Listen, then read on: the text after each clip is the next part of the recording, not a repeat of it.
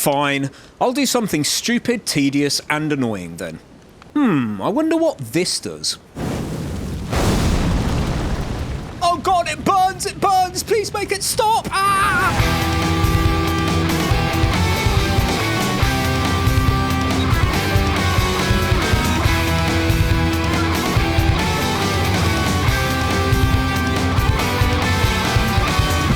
Can you beat Elden Ring as a human torch?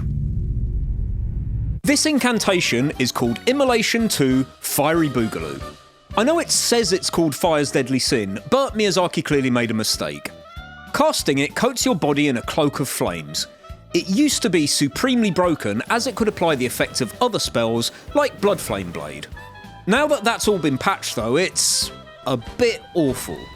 So, can you beat Elden Ring with it? Rules are simple. This is not an all bosses run. The only goal here is to get one of the main game endings. I may tackle the DLC and other stuff in a separate video, but I didn't want to get this out sometime this century. I can only damage enemies with Fire's Deadly Sin, either with the cast AoE or the subsequent fire build-up. Glitches and skips are allowed for reasons, but won't be used during any of the actual main boss fights. And that's pretty much it. Simple, huh? Like the juniper berry said to the other juniper berry, let's be Jin. No, wait, I read that wrong. Let's begin.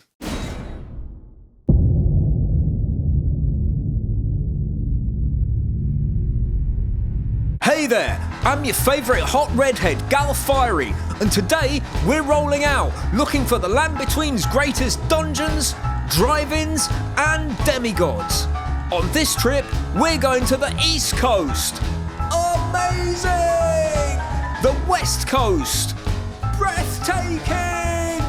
The Great Lakes. What are you looking at? And everywhere in between. Okay, maybe not there. Profit as starter class, the lands between room for my gift, because like all true self-made entrepreneurs, I knew that all it takes to succeed in life is hard work, dedication, and a large monetary donation from your parents. And it was time to have a seance and do the thing. No, not that thing. You get to live this time, you lucky little man. Not a man. As with lots of things Elden Ring, this run does require some setup, and given that the difficulty would very quickly ramp up after completing Limgrave, I figured I'd just get as much as I could up front. I spy with my little eye something beginning with P. Yep, that's right, it was Physic Tear, Sacred Tears, Golden Seeds, Dectus Pieces, Faith Not Tear, Short Bow, Golden Bow, and every single consumable rune I could find. Whew. Catch all that? Good. But Baron, isn't Fire's Deadly Sin itself only available after you enter the capital? Indeed, which is the main reason I'm allowing glitches and skips. The other reason being, I like them. Off to the side of the Frenzied Flame Village is this open area with single Frenzy Flame Stone available.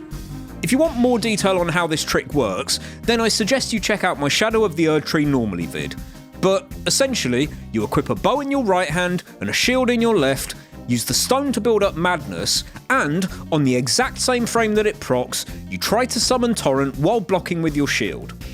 If done correctly, it disables gravity as long as you keep block held down, meaning that when done outside the capital, you can run all the way over the gap to the Forbidden Lands, die by jumping a couple of times, and respawn at the Stake of Marika to skip Lane Dell completely. Just a quick side note that if you're attempting this glitch, known as Legasus, and this happens, it's probably just that you got your line slightly wrong, or that God hates you in particular.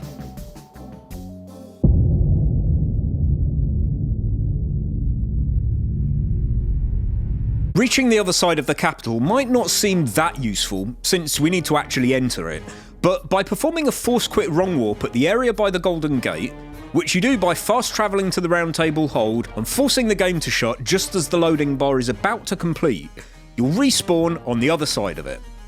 Wrong warp again down by the big doors, and you'll find yourself at the beginning of the area with the entirety of Lane Dell available early. Which is nice, cause there's a lot of free stuff here. But of course the main reason for being here was to grab the flightless bird painting from the back rooms, which in turn lets you pick up Fire's Deadly Sin from Windmill Village. Now we're cooking. Other people. For now, I +3'd the finger seal, dumped all the runes I'd picked up so far into levelling, which go quite a long way, getting me up to 30 vigour, 16 mind, and 20 faith, bullied an old man into giving me his jewellery, and returned to the round table to test drive my new firepower on Ensha. Burn, baby, burn! Oh, okay, you're actually quite irritating. Luckily, he's also quite stupid and easy to get stuck on the round table.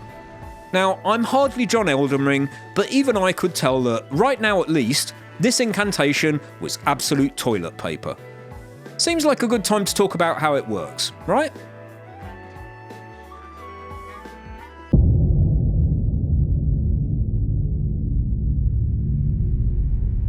In a move that doesn't do much to deflect the Elden Ring is DS2-2 accusations, Fire's Deadly Sin is the bigger, hotter brother of Dark Souls 2's Immolation, coating the caster's body in flames for 40 seconds and burning anything in the vicinity, including themselves.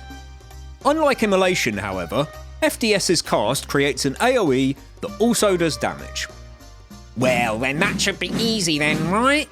Yeah, except this is how fast the cast is, and this is the relative boss speed of the two games. So if you think this is going to be simple, I would like to put this forward as evidence, Your Honour. The self-damage isn't really much of an issue. Not only does Ensha conveniently drop the Royal Remains armour, which regens HP at low health, ensuring you'll never die outright just from the burn, but you can also pick up the Blessed Dew Talisman and the Icon Shield, which both provide passive regen. Damage from the cast itself scales off your Faith and Sacred Seal, just like most incantations. However, the tick damage you do to enemies is a set formula and not scaling dependent. How much damage does it actually do per tick? Your guess is as good as mine? Charging the cast increases the damage of both AoE and the tick damage, but obviously takes much longer, and both elements can be boosted further with the Fire Scorpion Charm and Golden Vow, both easily obtainable from Mount Gelmir. However, the Flame Cloak is considered a body buff, which means it gets overwritten by other body buffs such as Flame Grant Me Strength. The Flame Shroud in Cracktear would also help, but I'd have to kill this stinky trampolinist in Caelid to obtain it first.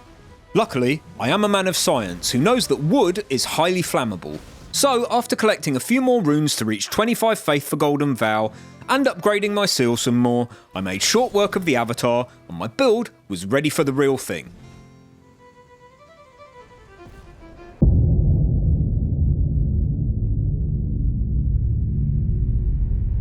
No thanks, Fear, I don't need your corpse crabs today. This run would ramp up in difficulty real quick, so it was time to get the easy stuff out of the way, in the form of a visit to the Stormvale Retirement Village for Aging Demigods, to deal with Margaret the Fell-Over and Goderica the Hip Replaced. This went pretty much as expected. Margit has long enough windows in both phases for me to be able to get a fully charged cast off. He's easy to stay close to apply tick damage, and he also has no fire resistance, so a +8 seal chunked him like a can of tuna. From there, I took the straight shot up to Godric, and although he's still fundamentally fairly easy, the difference from Margit was already noticeable. For starters, he has more HP and higher fire resistance, so my cast didn't make nearly as big a dent on his health bar. Also, he has a few more area denial attacks than Margit, meaning you can't always apply the burners consistently. Despite a +8 seal and 27 faith, this fight still took over 5 minutes, which doesn't sound like much, but it is only Godric.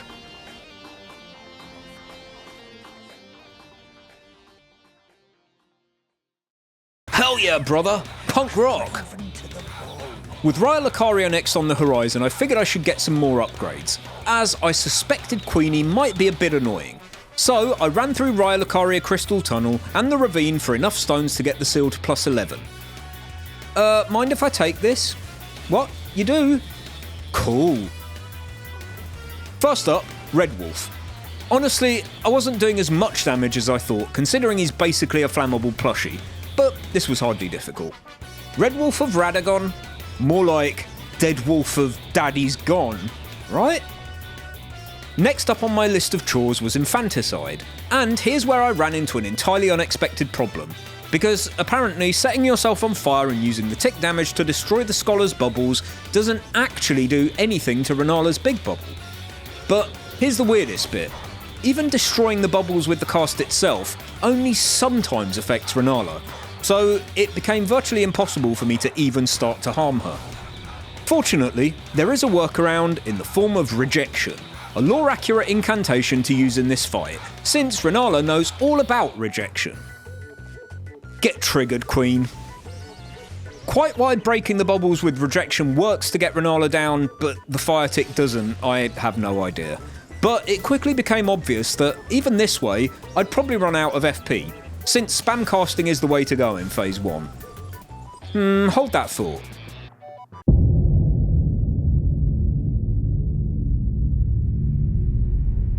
For now, I decided to power up some more. As glitches were on the table, I did another couple of wrong warps to reach the mountain tops and Farum Azula early for some bell bearings, and levelled my finger seal all the way up to plus 19. Next, I figured it was time I did some networking.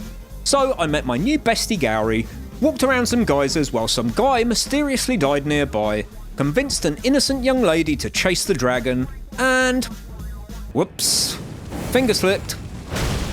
Damn, Millicent got hands. Damn, Millicent got hand. This made Gowie very sad, which annoyed me intensely, the whiny little so-and-so. On death, he drops Flock's Canvas Talisman. So, that's a fortunate coincidence. This would boost my initial cast damage by a whopping 8%. Sorry, I meant by a barely noticeable 8%. But hey, every little helps or something, right? I could finally test my build in a real fight, not these glorified warm-ups. So, it was Redmane o'clock. Musical montage time? Yeah, I think it's musical montage time.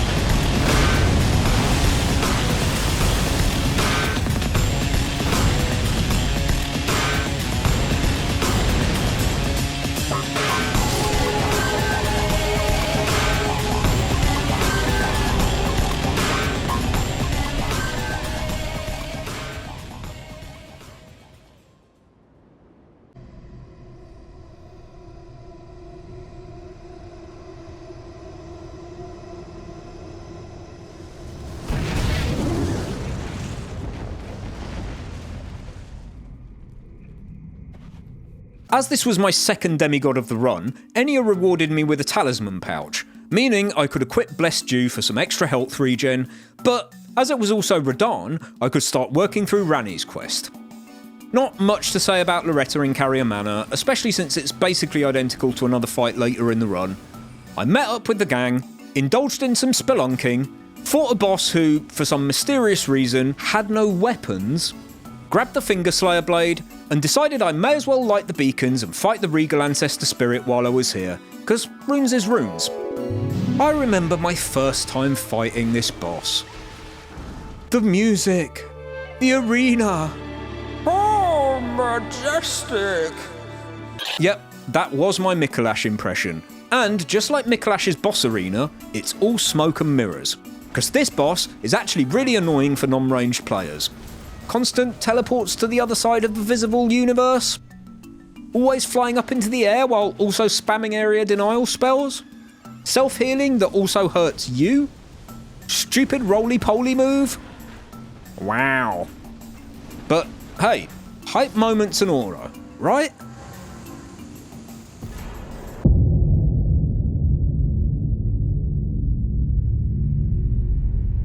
I had finally reached 40 faith, so I could switch straight over to the Erdtree seal, which I immediately upgraded to +9.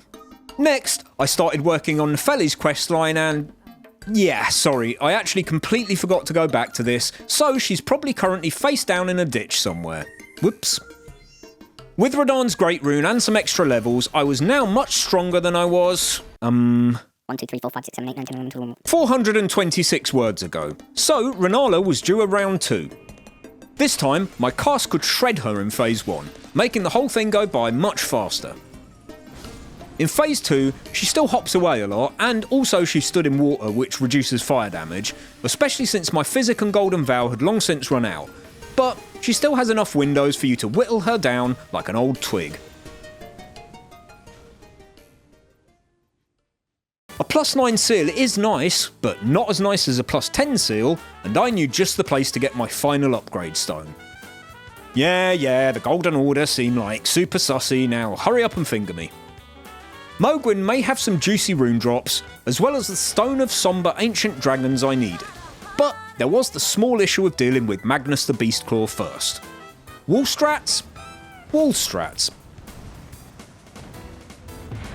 There was also the small issue of me accidentally attacking Vare because I'd been playing Hades too much and pressed the wrong button.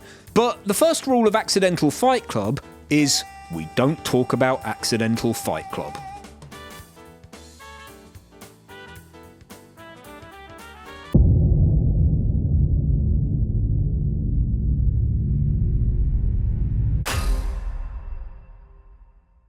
DTS might sound like a K-pop band, but he's actually just a pain in my backside. Although this was far from the hardest fight of the run, it was the first one to present problems that would reoccur in the later fights. Staying close to him to apply the Flame Cloak is fairly straightforward, although in Phase 2 he loves to spam his "get away from me" lightning field, and while you can stand in between the strikes, the hitboxes are unreliable, and you might find yourself getting fried by something that just isn't there. So I preferred to take the safe option, because dying right at the end of a 10-minute attempt is kind of annoying. The real issue though is finding cast windows. I'll probably use the phrase cast windows a lot in this vid, to the point where it starts to sound like meaningless gibberish, but feel free to count them all and award yourself an imaginary prize. See, every boss so far has had at least one attack where they're guaranteed to stay in cooldown long enough for me to cast at the end of it. But that's not really the case with DTS. Staying on his shield side is the safer option. If you're fast enough, you can cast and, if he does the side swipes to follow, you'll duck right under it. But he doesn't always do the side swipes. Ouch, do you mind? The weapon swings are definitely the more dangerous attacks, as a lot of them slam directly downwards. But you can get behind him at the end of some of his combos and just catch him with the edge of the AoE. But that doesn't mean his stupid horse won't turn on a dime to exfoliate you with napalm. Torrent, are you taking notes? Even if I didn't try and hit him with the AoE, he would still just be able to fireball or lightning me mid-cast. So ultimately, this came down to me getting lucky with what attacks he chose to do. After a few frustrating attempts, I decided there was no reason not to have full flasks by now. So, went on a small collectathon, and then dispatched God of Ranmal Gitafroywin the Confusing in this really lore-important Everjail to obtain the Godfrey Icon Talisman. This would not only boost my charged cast AoE, which would help as I'd be starting out the fight this way, but it also boosts the tick damage from a charged cast. With the little extra help, and no small amount of luck, DTS burned to ash, I entered Lane Dell and admired the view. Seen it already, next!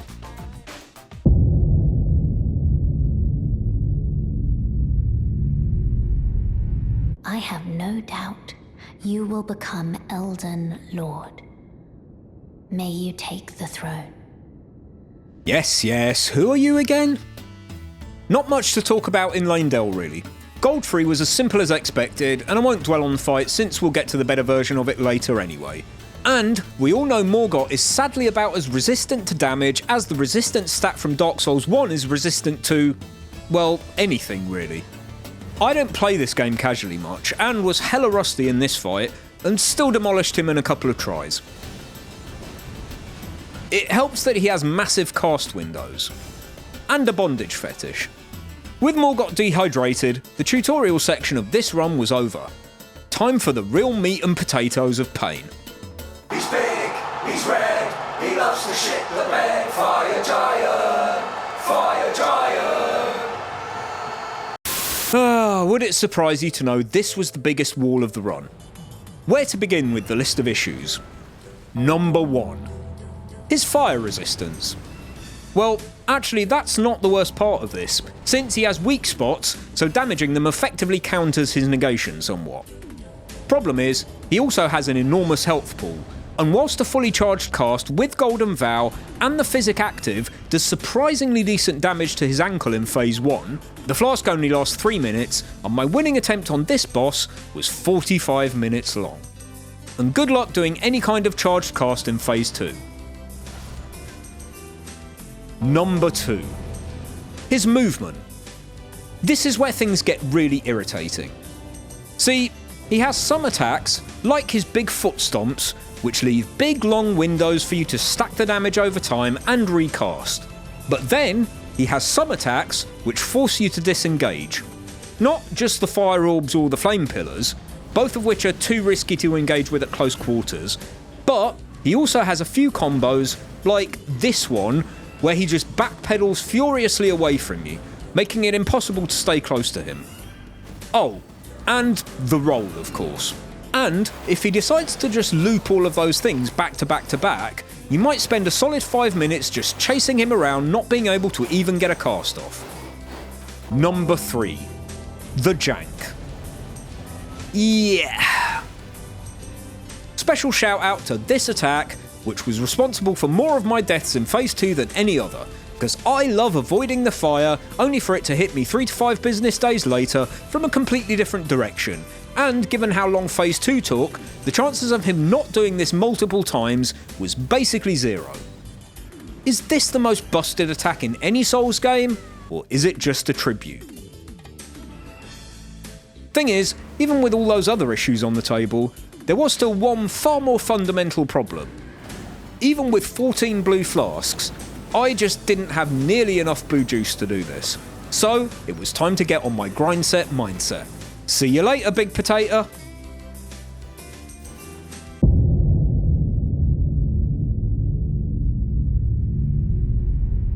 First things first, I made sure to buy Great Heal from Corin, since from here on in, blue flasks would be far more important than red ones. Next up, munch some bird legs and kill a few minor inconveniences. Oh, boo-hoo, is somebody made of highly flammable material? Knight's Cav had an unfortunate trip and fall at work, but I'm a nice guy so I collected his insurance payout, dealt with a boss so good they spawned him twice, headed down to Noxtella, which disappointingly is not in fact a delicious chocolate spread, and crossed the Forbidden Soup to reach Astel. This was kind of annoying, given that he sits in water for most of the fight, and also spams his gravity wave attack over and over if you stay close to him, which I obviously needed to do. Thanks, I do love being grabbed by something from the next postcode over. At first I thought this might take me a while, but in the end it only took a few tries, and the godlike intergalactic alien being that can summon meteors from beyond the void dropped 80k. I also killed 2 random furries in a cave who dropped 84k. Huh? With Astel gone, I could help myself to all the remaining Starlight shards in the game. Side note, yes, I would be making backup saves outside boss fights from now, so as to not waste what is a limited item. And with the extra runes, I boosted my mind for more FP, and now, finally, with my newfound strength, I was ready to spend another 45 minutes chasing Ginger around the ski slopes, only this time I ran out of FP with him this close to death. Well, shit. Turns out though, in classic Baron fashion, I was being a dum-dum, because there was an item I'd completely forgotten about. The incantation Scarab Helm, which decreases the FP cost of incantations by 15%, but increases damage taken by 5%. After picking up a couple more rune drops I'd missed, I hit 31 mind, popped on my bug hat, and it was finally, time for victory.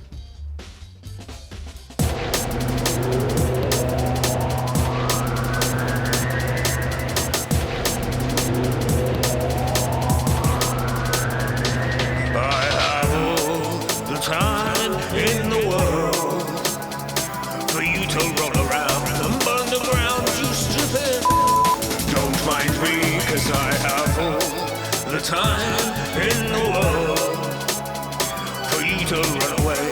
I've got all day to play your city games. Every step of the fight, you'll find me looking out for friendly fire from behind me. 'Cause I have all the love in the world. 'Cause you're my favorite boss, and with every loss I love you more.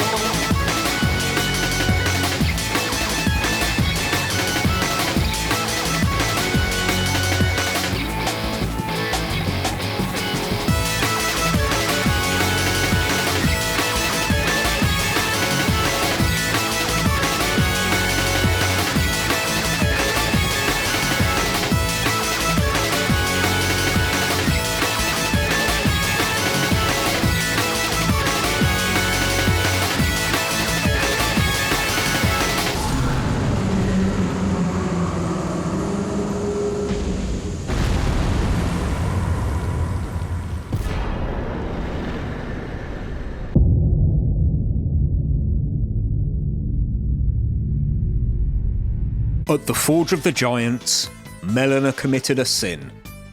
It involved fire, and it was deadly. Wait a minute, that's my whole shtick. With the tree as crispy as my skin, I woke from my nap to find myself in crumbling Farum Azula. Seen it already, next!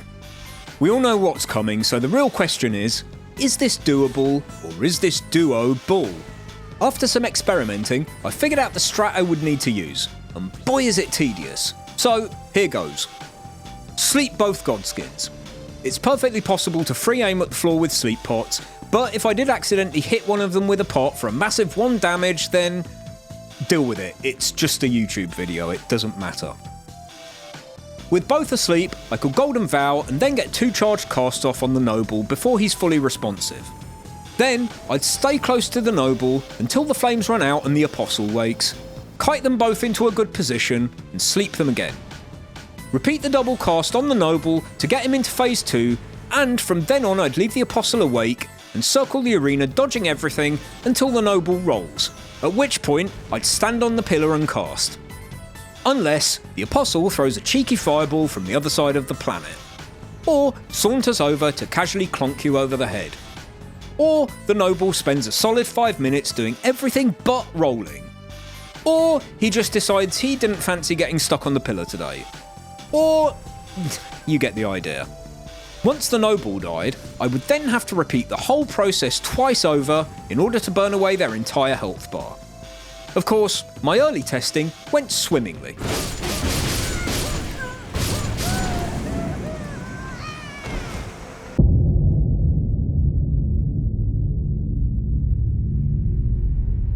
Whilst the theory was solid, I'd need more build for my build in order to pull it off, so powering up was the golden order of the day.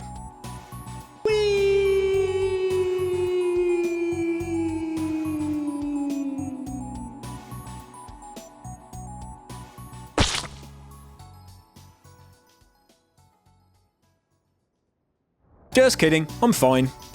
Why did I come here? Well, the answer is free money. Theodorix accidentally falling into a pile of octopuses and dying? That's free money. A putrid avatar being, well, a putrid avatar? That's free money. Oh look, free money. Why didn't I kill Niall to get here? 'Cause he's a douchebag. Moving on. I completed the Ordina puzzle to access the Halleck tree. God, I love it here. Love it! Loretta isn't exactly free money, but compared to the alternative, she's not the worst.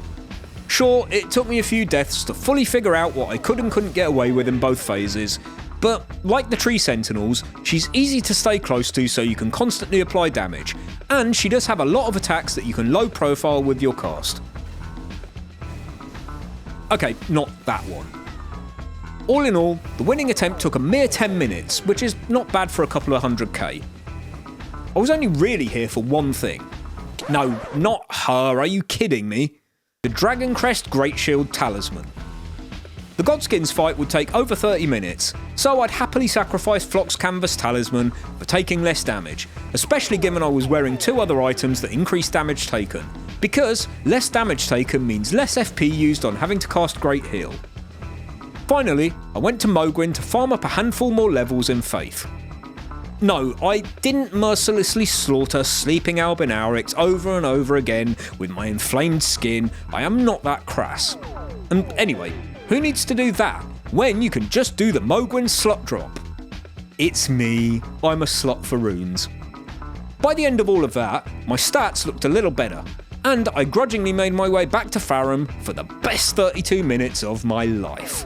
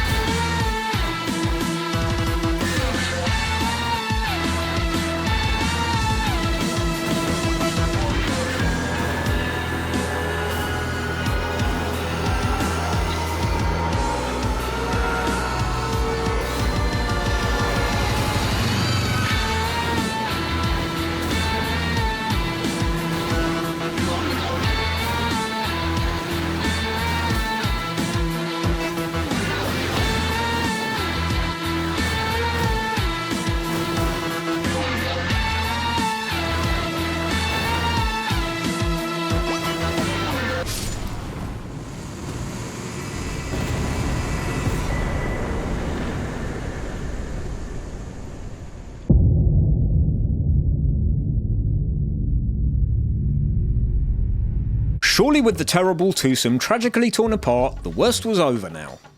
Oh, hi. I honestly thought this fight would be a lot easier than it turned out to be.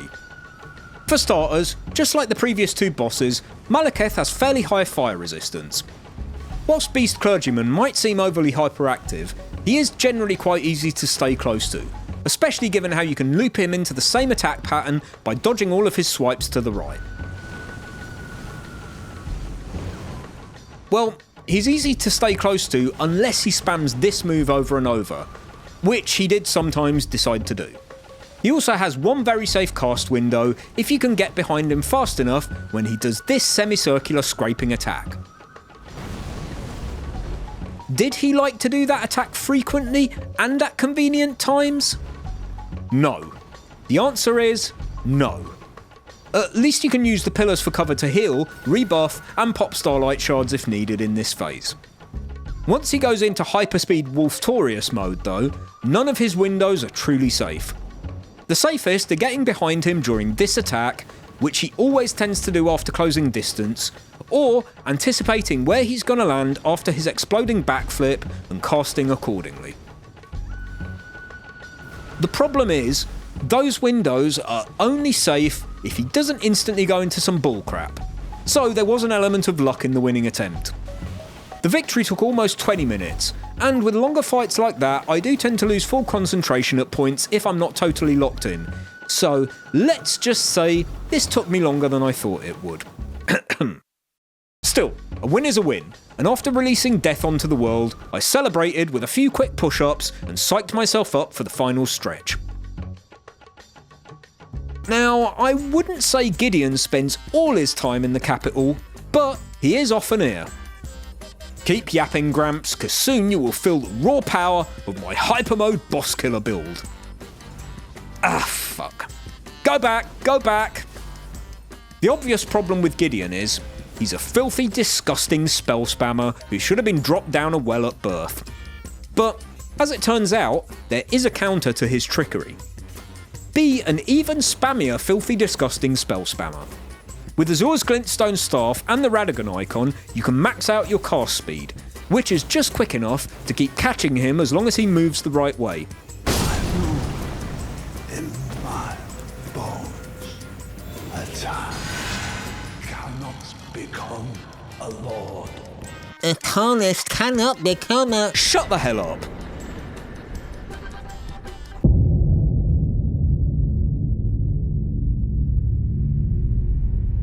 Oh, thank Marika, a good boss. I can have some fun at last.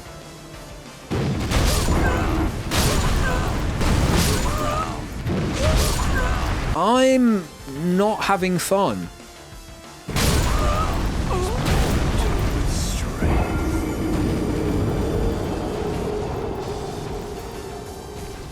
Godfrey is a caring lover to start with, gently easing you in with some simple axe combos and ground stomps. He's very easy to get close to, meaning I could get him all hot under the collar. Unless he does the big ground ripper attack, which is a good time to recast Golden Bow anyway. And if he ends his axe combos with this spin around hit, as long as you run to the side of him fast enough, there's time to slip in a cast and you're guaranteed to be safe afterwards, as he'll always follow up with one of two things, as long as you don't accidentally position in front of him. This is also a safe healing window, which is nice. In phase 1.5, or whatever you want to call it, Godfrey might start to pound you a little harder, but the windows don't really change as he never stomps immediately after the spin around attack. So overall this phase is relatively simple, and even a little boring considering it's over 10 minutes of this every time, especially if he decides not to combo extend for 3 minutes straight when I need him to. Phase 2 is not. Funnily enough, with the exception of a couple of attacks, staying close to him is even easier than phase 1. As long as you dodge around him, you can basically just walk behind him for his entire combo, applying fire damage as you go. The problem here, as with so many of the late game bosses, is recasting. I couldn't find a single window where he's 100% guaranteed not to turn around and pancake you during your recovery animation. And this becomes even more pronounced in phase 2.5, as you can't even cast behind him during the stomp because of the AoE. You can forget all about cast healing in this phase, so I made sure I had a few red flasks, as I didn't need 14 blues for this anyway, and even so, I ended up needing a couple of raw meat dumplings to make it through the winning attempt, as you just end up eating so much unavoidable damage. Still, the harder they come, the harder they crumble into a pile of ash at my feet, and with the thorns gone, I was ready to finish this. I'm sure Captain Instant Teleport will give me some nice big cast windows in his second phase, right? Right? Wrong.